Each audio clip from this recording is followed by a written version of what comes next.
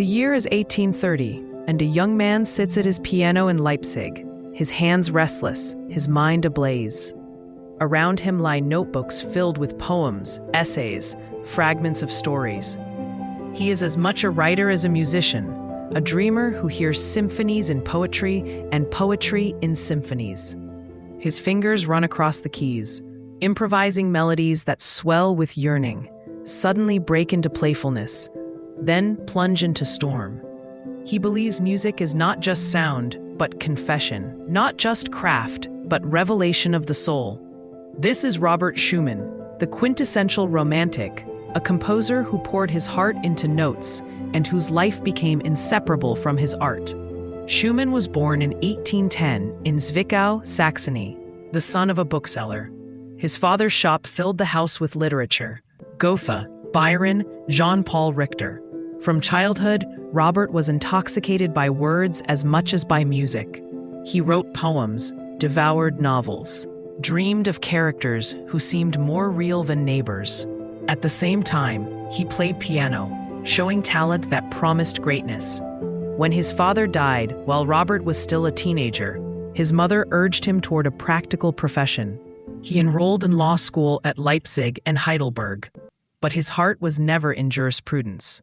He lived for music and for poetry, not for statutes. At Leipzig, he fell under the spell of Friedrich Wieck, a piano teacher who promised to make Robert a virtuoso. Wieck's daughter Clara was also at the piano, a prodigy already dazzling audiences across Europe. Robert studied fervently, practicing obsessively, determined to become a performer. But his hands, strained by overzealous exercises, gave way to injury. His right hand failed him, ending his dream of a virtuoso career. For another man, it would have been ruin. For Schumann, it redirected his genius. He turned to composition and to criticism, deciding that if he could not perform, he would create and he would write about music with passion. In 1834, Schumann founded the Neue Zeitschrift für Musik, the New Journal for Music. Through its pages, he championed young talents and attacked mediocrity. He invented alter egos for himself: Florestan, impetuous and fiery; Eusebius, dreamy and introspective, who debated music on the page. He declared war on the Philistines, those he felt lacked imagination.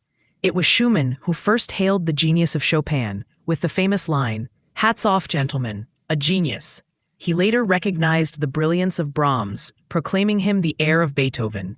His criticism was not neutral analysis. It was romantic manifesto. He believed music was the voice of the inner life, and he demanded it be treated as art, not entertainment. Meanwhile, he composed feverishly, often in bursts focused on a single genre. 1834 to 1839 was his piano years, producing works that remain central to the repertoire. Carnival is a suite of character pieces, each portraying a mask at a ball, friends, figures, even himself as Florestan and Eusebius.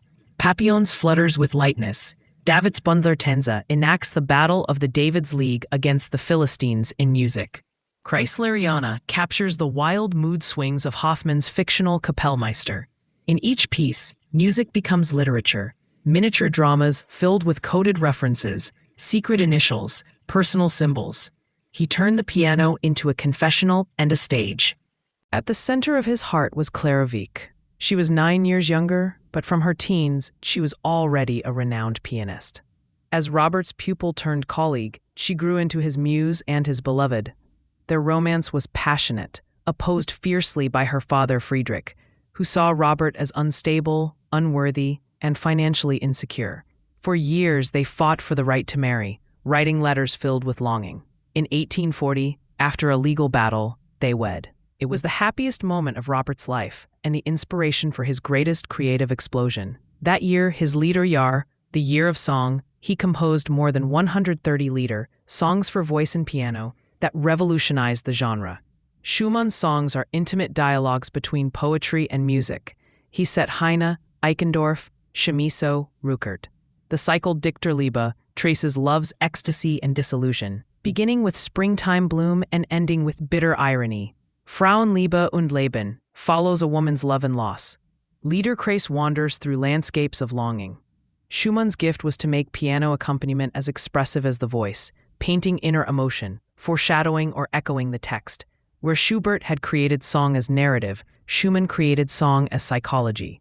In the 1840s, Schumann turned to symphonies, chamber music, and oratorio.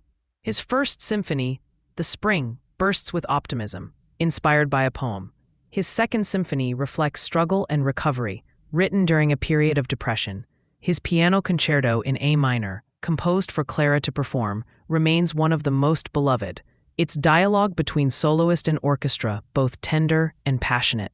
His chamber works, the piano quintet, the piano quartet, string quartets, are central pillars of romantic chamber music, balancing intimacy with power. Yet shadows always lurked.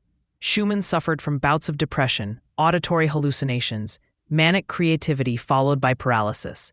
His health faltered, his mind tormented by voices and fears. Clara stood by him, raising their children, performing and supporting his work, but the burden was immense. In 1854, hearing phantom music, believing he was haunted, Schumann attempted suicide by throwing himself into the Rhine. Rescued, he was confined to an asylum, where he spent his final 2 years in decline, visited only rarely by Clara at the doctor's request. In 1856, at only 46, he died.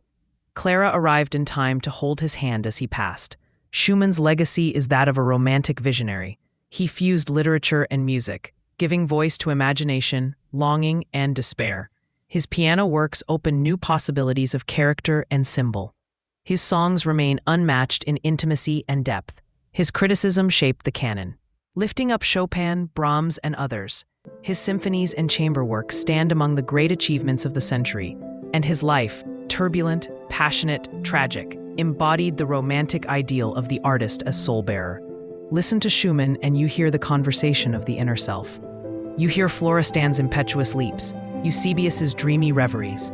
You hear love's rapture in Widmung, heartbreak in Ich grolle nicht. You hear the battle against despair in symphonic struggle, the tenderness of Clara's presence in the piano concerto, the dance of masks in Carnival.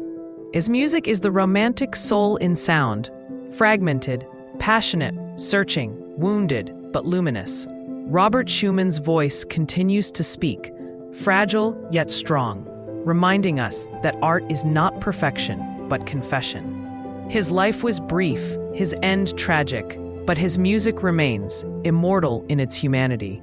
Produced by Selenius Media. Music, The Artificial Laboratory.